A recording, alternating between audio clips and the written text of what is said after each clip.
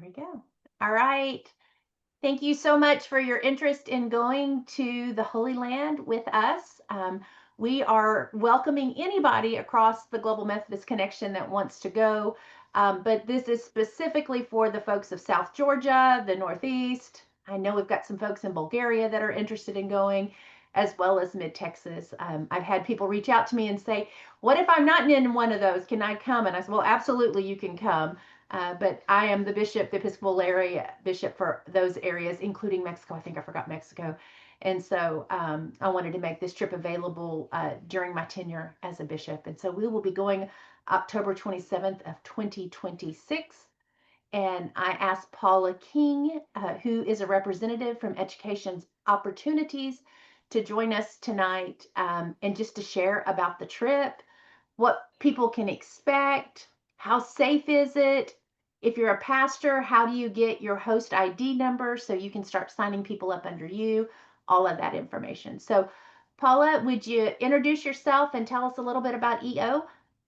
Absolutely. I'm so glad to be here. And I have known Bishop Gregory for a while.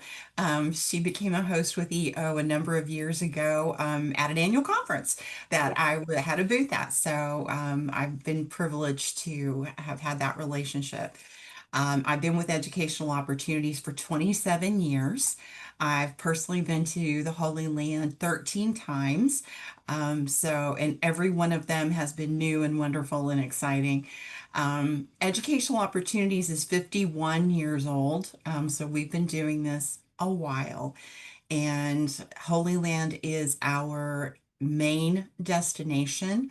We are not a travel agency. We're a Christian group tour operator, and we focus on getting folks to biblical destinations. We do other things as well, but that is our main focus. So, thought it might be good for you to have a little background on who you're traveling with. We love Israel, and people ask me all the time, well, is EO pro-Israeli or pro-Palestinian? EO is pro-peace in the Middle East. That's what we strive for. That's what we're looking for, praying for every day. And of course, things have been a little hectic over there. Recently, we thought everything was good, and then the Iran thing happened, but we, as a company, are starting back our Holy Land operations in September of this year.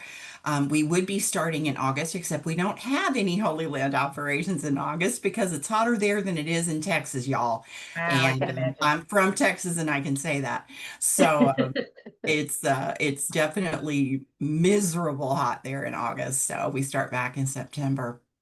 Weather-wise, October is a beautiful time to be there.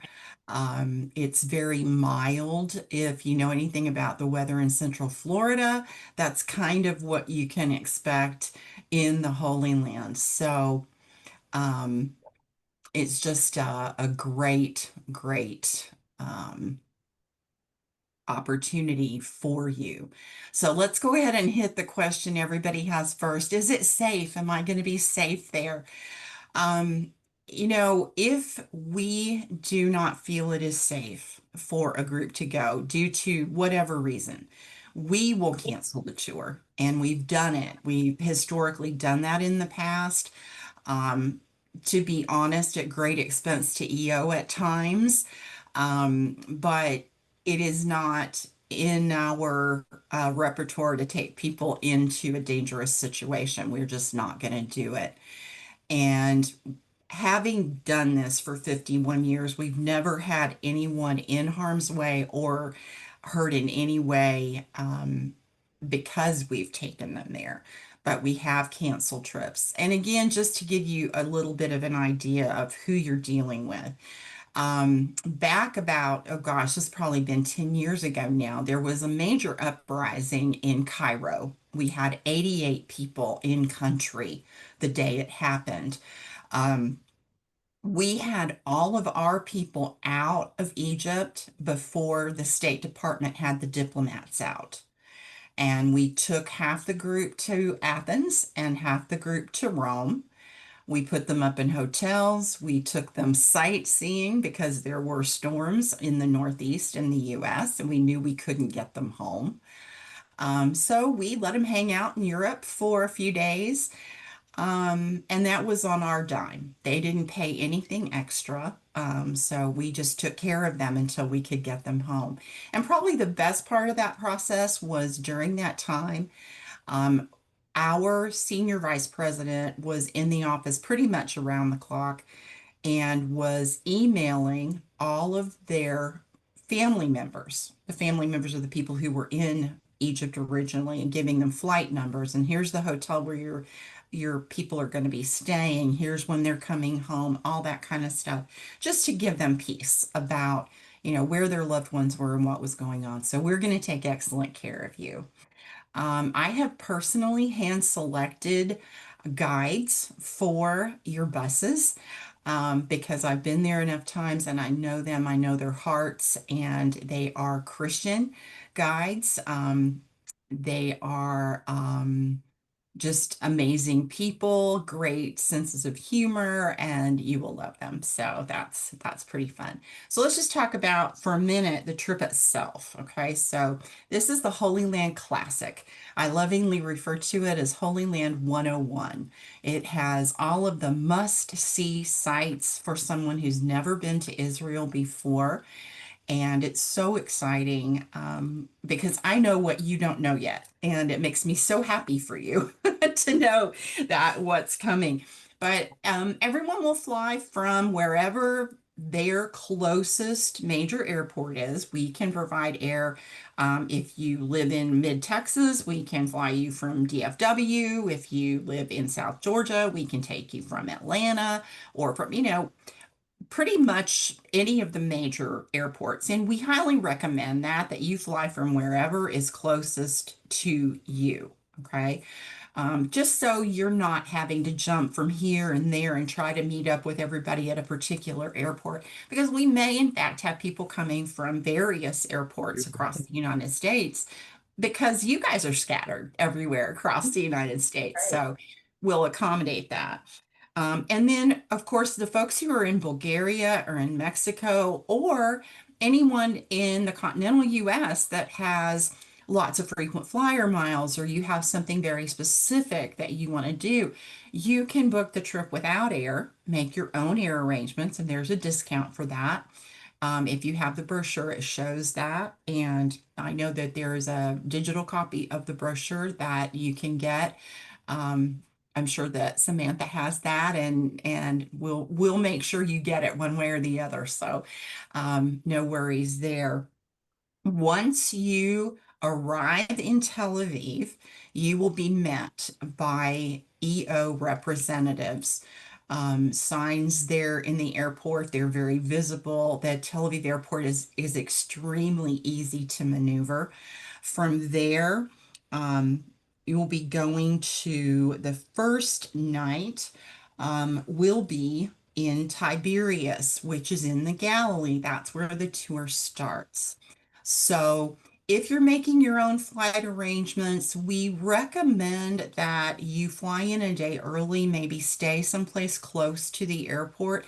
That way, you can meet the group at the airport, jump on the bus, and be a part of the tour from there because it is about an hour and a half, hour and 45-minute drive from Tel Aviv to Tiberias.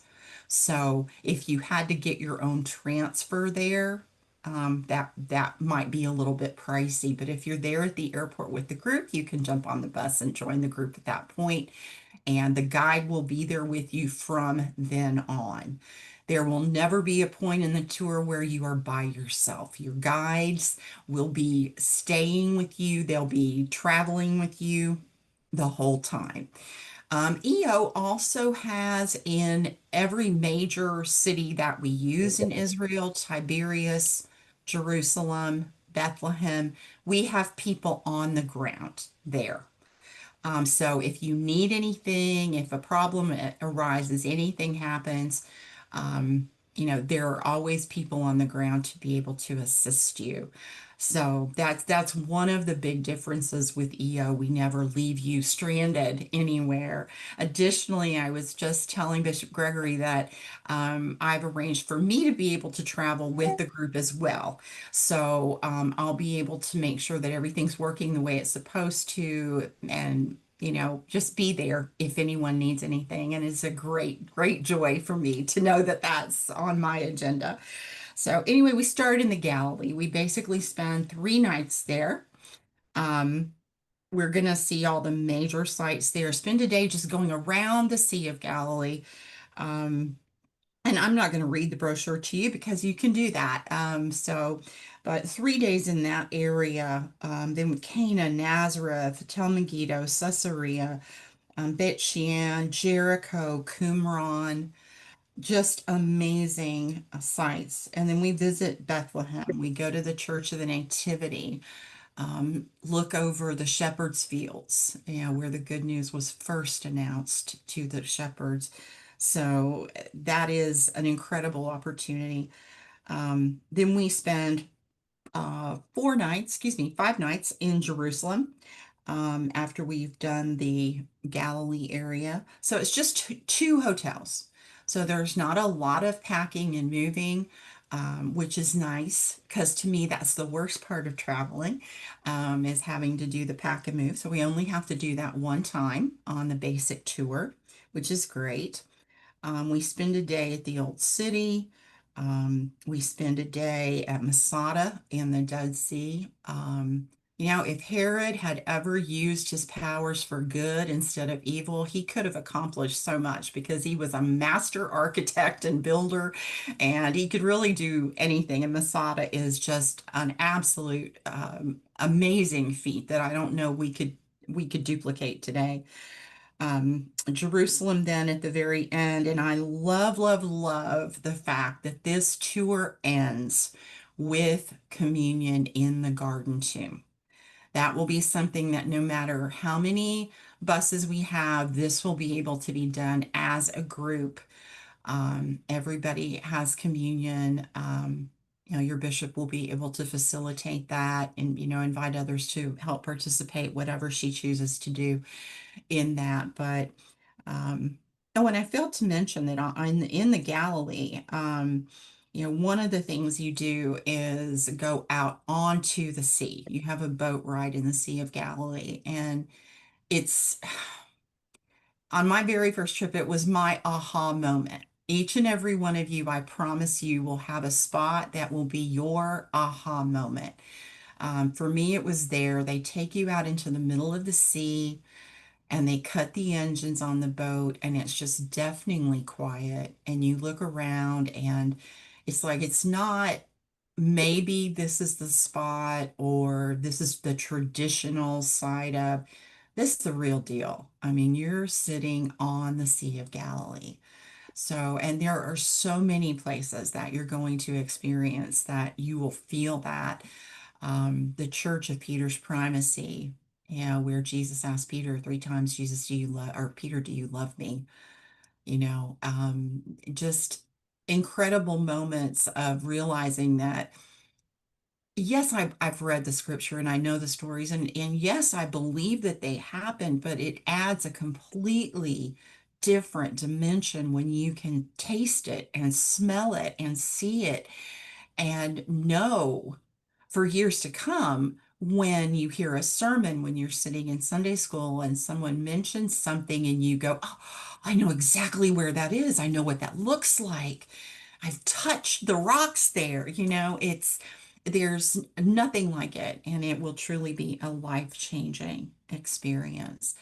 And then, of course, there's the option to add the extension to Egypt. And visit. You take the path of the Holy Family from Jerusalem through the Sinai, spend the night in the area of St. Catherine's Monastery. Those who so desire and are physically able can climb to the top of Mount Sinai and be there for sunrise. The folks that I have not personally done it, at the time that I went and had the opportunity to do it, I wasn't physically able, so I didn't do it. But all the folks who did said it was just a phenomenal experience for them. And then get to follow the route of the Exodus, see the Sphinx and the pyramids, Memphis and Saqqara, just so many places. And then Cairo itself, the new Cairo Museum has just been open for maybe 6 months. And is just a showplace. So it's really changed the whole landscape of Cairo. And so that'll be something you'll be able to do as well. So the cost of the trip, obviously from the US, 41.98 is the New York price. The additional cost for air from various cities is an additional cost. It'll vary, depend on where you're coming from. But it is all inclusive. And when we say that, you're not going to have surprises. Breakfast and dinner are included every day. Um, in lunches, we don't include, and the reason we don't is if we include them, we have to specifically schedule them. And the last thing we want to do during a sightseeing day is have you be in the middle of a beautiful spiritual moment and your guide has to say, okay, everybody, we have to go now because we have to go eat lunch, so no, we're not going to do that. So, you'll budget maybe $20 a day for lunch. Some of you will spend that much, some of you won't. You can eat a hearty breakfast. The food at the hotels is incredible. They don't use the pesticides and things that we do. So if you get tomatoes off the buffet, they taste like they just came out of the garden. So the food is great and you have excellent selections. I always jokingly tell people, do not ask for bacon at breakfast. You will not find it anywhere. No, no bacon. But they do have lots of other things. It's not a continental breakfast. It's a full hot buffet breakfast and they have local things that you can try and, big honeycombs that are the size of one of the bookcases behind Bishop that are dripping honey and, just all kinds of beautiful things. But it's an incredible experience and to be able to have it with fellow Christians, with others from your connection, just amazing, truly amazing. Well, now I want to go this year. I don't want to wait till next year, but we have I to know, wait. I'm ready to go right now. I know, I know, I know. So I think this would be a good place for us to pause and see if anybody has any questions that you would like to ask Paula. I am going to ask her next. So this is about just the general trip is what I'm asking for questions. But Paula is going to address next what pastors need to do if they want to bring a crew with them from their churches. But if you have questions about the basic trip, this is the second or the time to ask Paula. Hey, Paula.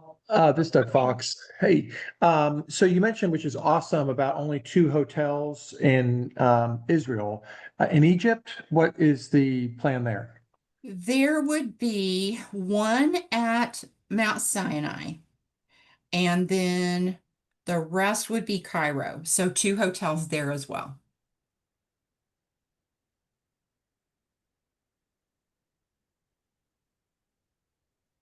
That was easy. Where's my That was easy easy. button? I want to know if I get to ride a camel in Egypt. Yes, but you have to negotiate it ahead of time. They'll tell you the ride is free, get you up on there, and then they charge you to get down. Okay. Yeah, serious. I'll pay to get down, but that's I'm okay. not I even want to ride a joking. camel. Yeah, It's I'm like gonna on my pay bucket money. I'm list. gonna We pay have to money do to it. watch that. There I you go. know. There you go. We'll I be want the taking I up a want the collection pyramids at the behind me, and I want to be on a camel. This is what You I got want. it. You got it. We can do it. Hey, Leah, Absolutely. that's our next fundraising. Our next fundraising is how much money can we make to get Leah off the camel? Off the Off the camel. That's camel. There you it. go. That's it. I love it. I love Yes, it. we're not trading your bishop for a camel. We're getting her Getting off you the off the camel. camel. That's right. All right. Anybody else got any questions about the trip itself? Okay, I don't see any. So Paula, There is a thing that when pastors sign up as a host, they can bring so many people with them and they get a discount on their trip or they get their trip free. Can you explain that part to us? Sure. Our founder was a Methodist pastor who was given the opportunity to go to Israel right out of seminary and spend a month. And he said that 4 weeks taught him more than his entire seminary Amen. experience. And he felt so strongly that God was calling him to help get young clergy, and I mean young in their ministry, to Israel because he knew what it was going to do to his teaching and his preaching. And he came back and said many times and told me not only did it help with my side of things, but it the people who go, they come back and they're better stewards and they volunteer for things and they are much more engaged in their churches when they return. And he said, I proved that over and over again. So he also knew that as a very young pastor, 51 years ago, that he wasn't making much money. And he thought, now, I feel like God's calling me to get pastors to these places, but how am I going to do that? Because it's expensive and I couldn't have afforded if someone hadn't given me that opportunity. So one of the things we have is our tour host program. So as a pastor, you sign up for a tour host ID number.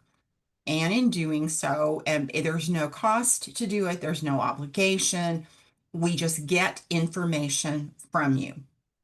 One of the pieces of information we have to get, and I always try to be extremely transparent about this, is your social security number. We need that because if you earn, and it is earned, if you earn your travel, the year in which you travel, you're going to be issued a 1099 for that money because the IRS says that's income and we don't have a choice. It's not our rule, it's theirs. So we have to comply with that. So I always tell people that up front. But really, other than that, it's name, address, phone number, email, whatever. We issue you an ID number just like Bishop Leah's brochure, which I don't know if you've seen, but it has her lovely photograph on it and it looks really pretty. And it has her ID number on it. We would do the same thing for you. As a pastor, put your ID on there for the Holy Land because it is our main area that we visit. The earned ratio for Holy Land is 1 for 5. So that means for every full paying passenger who registers and gives us your number, or because they use your brochure, they have it, it's right there.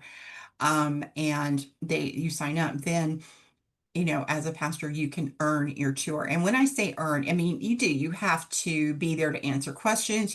A lot of pastors will have meetings in their church. They'll serve food. They'll do lots of things. And then they're kind of the go-to person that the people in their church talk to, when they have questions and things. But that opportunity is available. Anyone who is interested in doing that, you can reach out to me. My email address, just in case anyone needs it, and Samantha, you're going to want this for sure, is pking, like Peking duck, pking at travelwithus.com. It's all spelled out, all lowercase. But any questions you have about the Tour Host program, I'm happy to answer those for you as well. But the whole group will be under, because of how it's set up in our system, doesn't matter how many tour hosts we have, everyone will still be traveling with Bishop Leah. So it's all one group, and we may have multiple buses. And for those of you who have not traveled with us before, what we do is we use a color system. We may have the red bus or the green bus or the purple bus or whatever. Your name tag and your luggage tags will match that so you know which bus you get on every day. So that's your bus family for the duration of the trip. There's a professional licensed guide assigned to each bus, along with an amazing driver who can drive their bus in places I couldn't have gotten my Mini Cooper when I had one. They're just very safe, very secure, take really good care. And usually at some point along the way, the bus drivers get a round of applause for going past someplace with this much clearance. Because there may be a number of buses there. But honestly, I think at the time that you've chosen to go, I think the safety is not going to be an issue, unless something, major happens, and then we will talk about how to go about that. But, everybody is just really wanting us to come back. People, on all sides of the conflict, need us. And, just as with a lot of other things, when we think about it, I mean, let's just say the hotel that we use mostly in Jerusalem, which is the Olive Tree Hotel.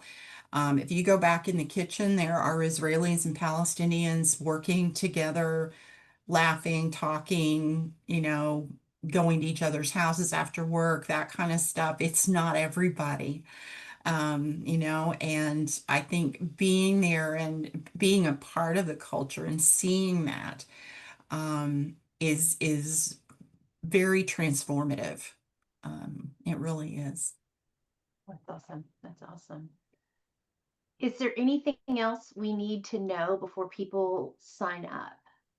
Well, I think for people to sign up, there's a deposit. I believe it's $300 to register. And then the brochure will tell you there's a second payment due and then a final payment. Of course, you can set up your own schedule if you wish to pay more or different, whatever. One thing we do that's a little different than a lot of companies is we do not build in a credit card charge because we don't think it's fair for people who are paying by check to get hit with a credit card fee. But that's how most companies do it. They just build it into everything and then it's covered no matter what. If you use a credit card to pay for anything over your deposit, and the travel protection premium, if you choose to purchase it, then for every dollar that you put on a credit card, it's just a simple 3.5% fee that's added. If you pay by check, there are no additional fees. It's exactly what's on the brochure. So again, transparency, I want to be sure everybody knows that. But once you've paid for your trip, the only things that are going to be extra are going to be your lunches, which we've already talked about. And then we do take up a love offering for the guide and the driver at the end of the basic trip, and then we would do it again on the Egypt extension. The suggested amount per person per day for the guide is $6, and for the driver, it's $3. So you can kind of do the math on that and figure that out. You will not need to exchange money. A lot of people ask that. The official currency in Israel is the shekel. As many times as I've been there, I've never purchased shekels. They take American dollars, not a problem at all. So you don't have to do that. Visa and MasterCard are very readily accepted, followed by Discover, followed very, very distantly by American Express. The fees are just too high for most of them, so they don't accept it. So dress casual, you know, wear those jeans 3 or 4 days, whatever. It's not about what you're wearing. Leave all your matching jewelry and all that stuff at home. You don't need it. 2 pairs of really good walking shoes that you've broken in before the trip, preferably, because you're going to be doing a lot of walking. People ask me, what kind of shape do you need to be in? If you could go out tomorrow morning and walk a mile and do it comfortably at a decent pace, you're fine.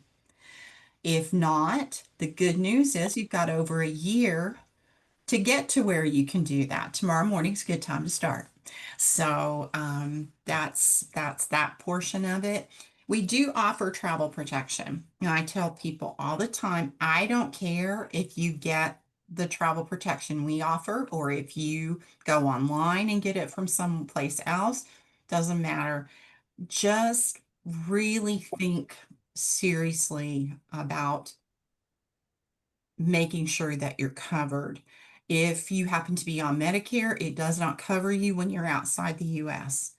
AAA offers it if you're a AAA member, so you could check with them. I mean, just lots of different options. We offer it as a convenience, and the company we use is good. They've done a good job for us. I've seen lots and lots of claims paid, over the years, and I've probably witnessed just about everything there is to witness from folks. But the premium for it is based on the total cost of your trip. So if you just did the basic trip, and let's say that you did purchase air from New York, so we know what that total is 41.98. That would make the travel protection $449 a person. So that just kind of gives you an idea. But um, it's optional, certainly, to do that. So yeah, but I think that really covers it. But everything else is included. All the hotels are really, really nice. Except for the one at St. Catherine's, it's okay. And I just need to be real upfront about that, because there's really only one option. So it is what it is.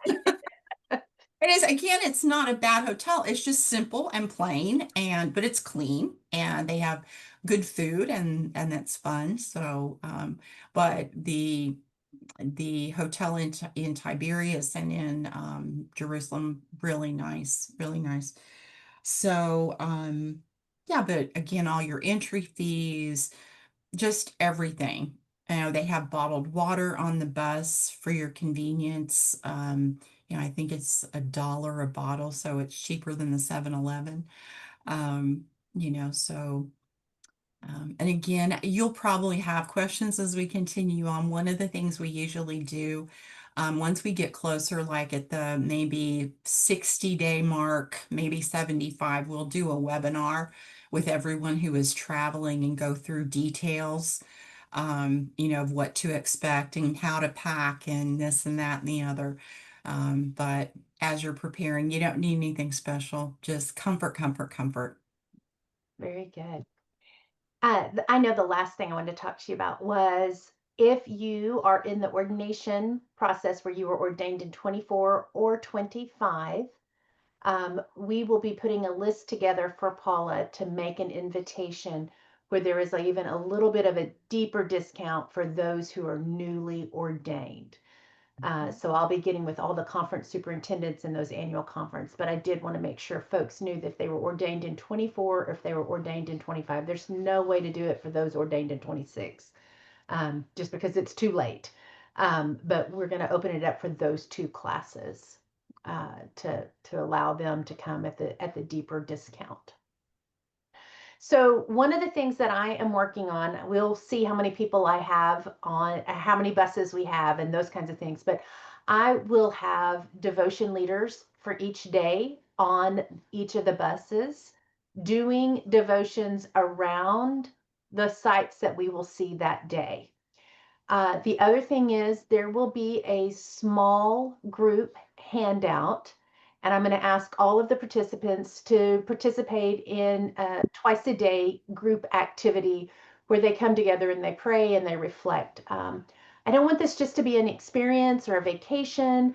I don't want this just to be educational, although it should be educational. I want it to be transformational. I want this to be a pilgrimage where our hearts are transformed. And so I want us to have time where we get together with 3 or 4 other people on the trip. You may not know them, but have an opportunity to really process what it is that you're seeing, what you're experiencing, how it lines up with what you were taught in Sunday school or what you've heard preachers preach, and really allow God to transform your heart from what you've experienced. So we're going to be having some of those things that'll take place.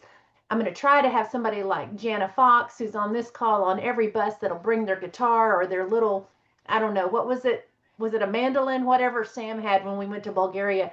Something so that we can do sing-alongs on the bus, because that's just a whole lot of fun. And, I'm all about the fun. And so I want to make sure we're doing those kinds of things on the bus. If we got an hour, 45-minute drive, we can spend 20 minutes in worship each morning. We will have one large worship experience, if not two, we'll see. Depends on how many people show up. or sign up. And so, but we will have one large worship experience, and then we'll be able to take communion in the garden at the tomb. So how awesome is that? So to it. This is a bucket list. I have done the journeys of Paul, and I'll lead a tour probably in 27 on the journeys of Paul. That was a phenomenal trip. I have never been to the Holy Land. So you all get to see and experience the Holy Land with me. And I have no doubt we will see the gates of hell. Can't wait. For those of y'all who know, I preach Storm the Gates. So, all right. Thank you, Paula, for joining us tonight. Can I We ask a appreciate it. quick question? I was going to say, anybody got any other questions? Let's go. I Oh, was you gonna go muted yourself, Doug. So, Jana did. Take off the Jana hand. did. If she gets tired, good. She's got the So power. I guess a couple questions. One real quick. So on the travel insurance and all that, if something happens, because I'll get asked that, if something happens like on October 7th, prior to us going, does insurance cover that in terms No. of being, They okay. don't. But So, let me explain to you how that worked because I was on a cruise ship on October 7th, headed to the Israeli port of Ashdod. We had groups in Israel at the time. And then we had groups that had already been ticketed to go, in the weeks following. So obviously the trip gets canceled. Educational opportunities refunded everybody who had already been ticketed, groups that could not go. The only issue ever is the airline tickets, because if they'd been ticketed, that money that we took on behalf of those guests had already gone to the airline. The airlines were really good this time around. And when I say this time around, they weren't so great with COVID and things like that. But I think they've kind of learned that they're going to get a lot of pushback if they don't take care of the people. So they said, okay, fine, no, these flights can't fly, but you own these tickets, so we're going to let you postpone up to a year and a half. I mean, they gave them 18 months to be able to do that. We were in the position to, if people wanted to be refunded, we refunded them everything else, or we let them postpone their trip. We have groups that postponed, I think, 3 times that finally went. But we gave them options. You can postpone, you can cancel, you can do, and the only issue we really had to deal with was the airline ticket. And the airlines did a good job with that too. No, we're not going to maybe refund you necessarily, but we're going to give you options where that ticket can be utilized. So those are just things, and that had nothing to do with the insurance, because basically the insurance is saying that's an act of God or war, and we don't cover those. Um, they just don't, and it doesn't matter what insurance company it is; they all follow the same rules and things, so they do not count that. Medical is primarily what the trip insurance covers, whether it's something that happened to you on the trip, or if you have a flat tire on the way to the airport and get delayed and miss your flight and have to make changes to get, they cover that. Um, but active war is not something that any of the travel protection companies will cover. and then the about five for the ID number for pastors and all that, is that a multiplication? So 10, you get 2, and 15, you get 3, et cetera, et cetera. It is, yes, Okay. correct. And then final question would be, if we go to Egypt, does Jana have to sing Pharaoh, Pharaoh? Bishop? Yes, I think the bishop requested that, if I'm not mistaken. Hey, we are girls of the 80s. We might have to play Walk Like an It's Egyptian. like an Egyptian, walk like an Egyptian. Yes, I was just okay. Sorry, I went there too. Well, There we you could We go have go. to do King Steve Tut, Martin, King As Tut. yeah, King Tut. Yes, as politically incorrect as that now is, That's my right. husband and I were talking about that. We saw it on television recently, and my husband's like, they could not do that now. No, no. Oh, but it All was right. fun then. Anybody else got questions? We can't wait either, Sharon. It's gonna be so good. Well, Paula, thank you so much for your time. We're going to post this recording. We'll probably put it on the website. If you all have questions, Samantha Wilkins, raise your hand, wave at us, everybody. Samantha is my assistant in a lot of ways, and she will be available to answer questions. And if she doesn't know the answer, she'll get it. You can reach out straight to Paula as well. But we will get back with you. I'm hoping we have a really good crowd that wants to go. It should be a whole lot of fun and very, very transformational. So Indeed. thank you all so much. Oh, Sam just put her information of how to contact her in the chat and her cell phone number. Man, you are so brave, Sam. Thank you. Leah, it's 443 days. 443 days. Becky is so good. We have done both journeys of Paul with you, Paula, and Becky has gone with me on both of those, and she is good about giving me my countdown. So Awesome. 443 days from now, we will be in the Holy Land. Yes. Glory Yes, be. so we can honestly say, see you next year in Jerusalem. That's right. That is right. All right, y'all. Thank you so much. Bye, everyone. Thank you. Bye-bye.